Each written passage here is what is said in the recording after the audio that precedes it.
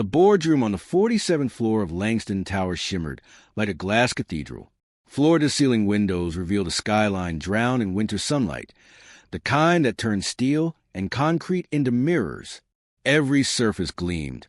The polished mahogany table, the chrome fixtures, the cold perfection of success. Inside that glass box, 12 of the city's most powerful executives gathered. Each carried a portfolio worth more than entire small companies. Yet today, their focus was narrowed to one agenda: the finalization of a $2.4 billion merger between Sloan Industries and Monroe Capital. At the head of the table sat Victoria Sloan, the chairwoman, poised in her custom navy suit.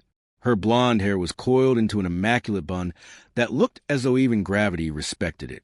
Everything about her screamed precision, down to the diamond-tipped pen she used to sign lives into or out of relevance. She exuded an air that was less human and more institution. Across from her sat Ava Monroe, the CEO of Monroe Capital, young for her level of power. 41, but with the composure of someone who'd lived 2 lifetimes. Ava's dark skin contrasted sharply with the sterile whiteness of the boardroom. Her presence carried quiet gravity. She was not there to impress anyone.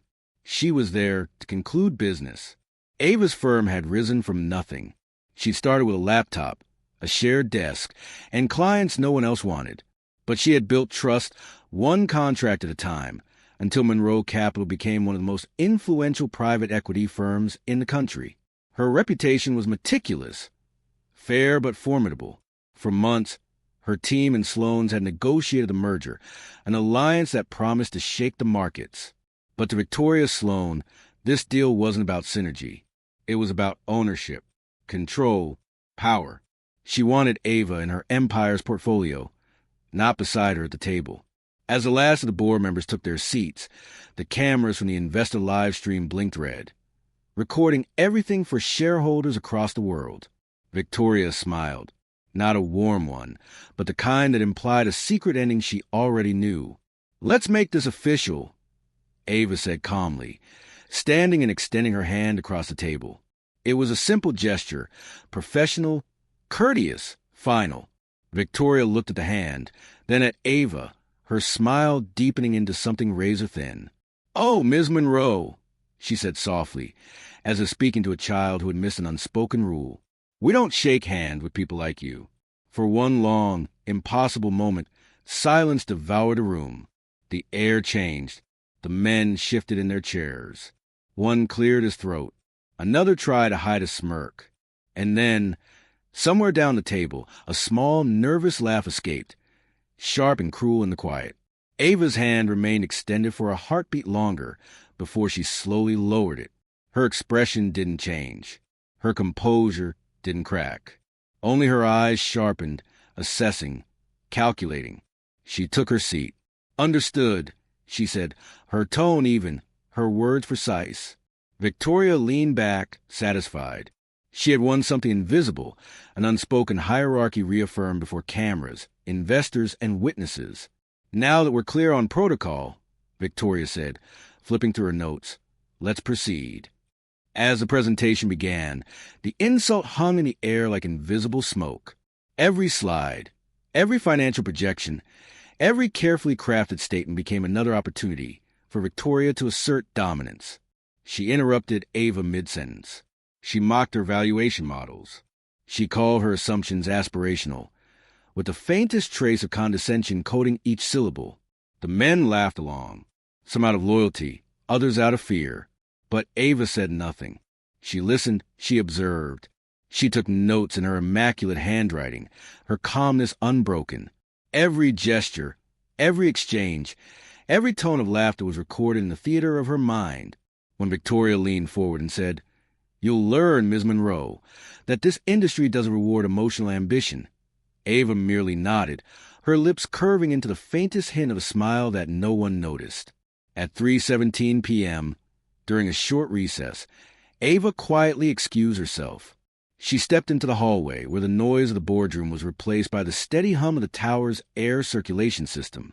Pulling her phone from her coat pocket, she made a single call. Her voice was calm, almost attached. "Execute Clause 8.3. Effective immediately." There was no further instruction, no explanation. The person on the other end said nothing. They didn't need to. When Ava returned, she resumed her seat as if nothing had happened. The board members were laughing about something irrelevant, probably Victoria's anecdote about hard lessons in leadership. Victoria glanced at her briefly. "Where were we?" she asked, feigning politeness. Ava looked up from her papers. "At the part," she said evenly, "where arrogance becomes expensive." Victoria frowned. "Excuse me." Before Ava could respond, the first phone buzzed. Then another. Then all of them. Notifications flashed red across the screens. Emails. Alerts. Market warnings. The CFO's expression twisted from confusion to horror. "Chairwoman," he stammered, eyes scanning his screen. "Our primary funding, it's gone." "What?" Victoria snapped. "Monroe Capital has withdrawn all investment. $2.4 billion. Effective immediately." The room erupted. Voices overlapped in chaos. "What do you mean withdrawn? Is this a system error? Call the finance division now." Victoria turned to Ava, her composure cracking. "You can't do that." "I can," Ava said softly. "And I did." Her voice carried not anger, but certainty, the kind that didn't need volume to command silence. "Clause 8.3, she continued, "signed by your own legal team. It allows immediate withdrawal in the event of misconduct documented during negotiations." She gestured toward the corner camera, the one still streaming live to thousands of investors. "Congratulations, Ms. Sloan. You just documented your own misconduct." The words dropped like stones. Victoria opened her mouth, but nothing came out. Her face drained of color. The room seemed to tilt as panic spread like wildfire. Phones rang. Assistants rushed to the door. Stock tickers flashed crimson across the screen on the wall. Within seconds, chaos replaced control. Victoria Sloan's knuckles whitened as she gripped the table's edge. The room that once echoed with her authority now pulsed with alarm. Executives murmured frantically, "Try and make sense of the disaster unraveling in real time." Someone whispered about market responses, another about breach clauses, a third about damage control. But no one dared meet Ava Monroe's eyes. "You," Victoria started, her voice trembling with disbelief. "Do you have any idea what you just done?" Ava stood slowly, collecting her documents with the same calm precision she'd carried all afternoon. "Yes," she said. "I protected my capital from contamination." The CFO turned to Victoria, voice cracking. "Our liquidity is collapsing. Without Monroe Capital's guarantee, the merger debt defaults in minutes." Victoria's breath came shallow. "This can't be. There must be some workaround." "There isn't," Ava replied gently. Clause 8.3 was written for moments exactly like this. Public misconduct. Documented. Irreversible. The live-streaming camera blinked red in the corner. Still rolling. Still broadcasting every second. The footage would already be spreading, capturing the insult, the arrogance, and now the fallout. Outside the tower's windows, snow was falling again, but inside, heat rose, tension, panic, fear. "Ms. Monroe," Victoria said, her voice rising in desperation, "we can fix this. We can renegotiate. There's no reason for hostility." Ava's gaze held hers, firm but not cruel. "There's nothing to fix," she said. "This isn't a negotiation. It's a consequence." The words landed with surgical precision. An executive tried to interject, but his phone buzzed with yet another alert. Sloan Industries stock had begun to slide. The ticker on the wall flashed in real time as numbers fell, each second shaving millions from their valuation. Ava turned toward the window, watching the storm blur the skyline. Her reflection in the glass looked almost serene, a woman untouched by the chaos behind her. "Do you know the difference between power and control, Miss Sloan?" Ava asked softly. Victoria didn't answer. "Control is about holding on," Ava continued. "Power is about knowing when to let go." Her tone wasn't vengeful. It was truth delivered quietly, the kind that didn't need a shout to cut deep.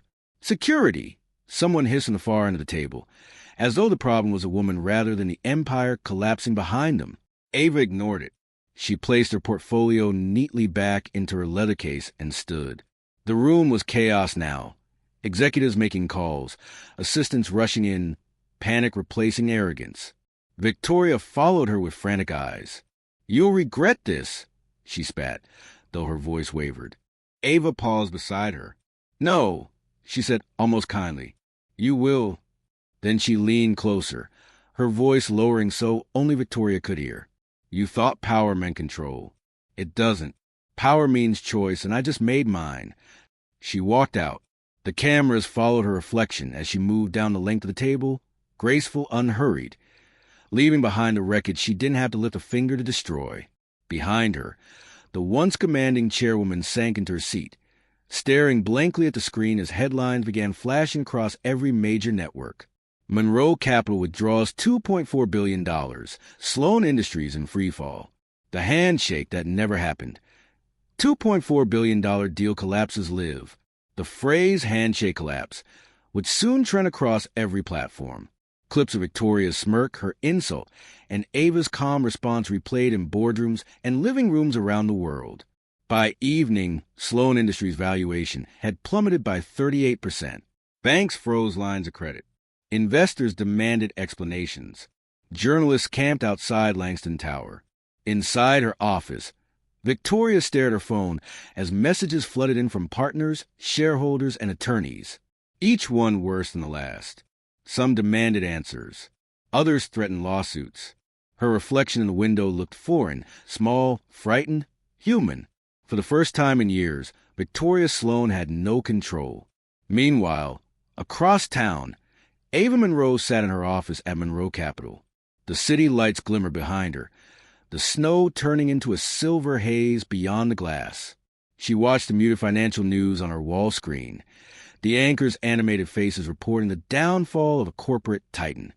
Her assistant entered quietly. "Ms. Monroe," he said, "every major outlet is requesting a statement." Ava closed a folder on her desk. "Just one," she said. He nodded and waited. She dictated evenly, her voice calm, deliberate. "Partnerships end when respect does." Her assistant wrote it down, nodded again, and left. Ava sat back, watching the snow drift past a window. No smile, no triumph, just quiet clarity. In that moment, she understood what her grandmother once told her. Sometimes dignity isn't loud. Sometimes it simply doesn't shake hands. By midnight, the financial press had already rewritten the story into legend. They called it the handshake collapse. Business schools would dissect it for years to come. Analysts call it one of the most calculated reversals in corporate history, a lesson in silent retaliation. But the true impact wasn't in numbers. It was in the women, executives, analysts, founders, assistants, who watched that live stream from offices around the world.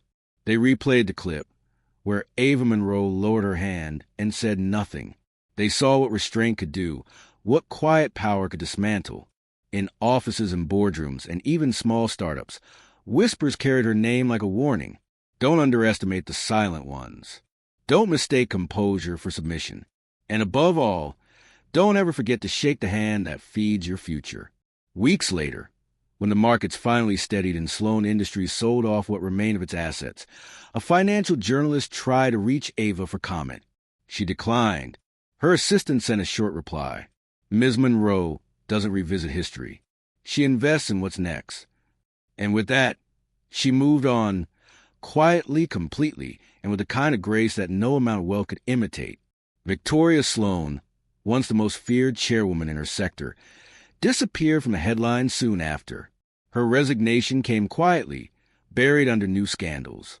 But the clip remained, the smirk, the insult, the silence that followed. It became a symbol, a mirror, because power, as Ava Monroe had proven that day, doesn't always roar. Sometimes, it simply stops shaking hands.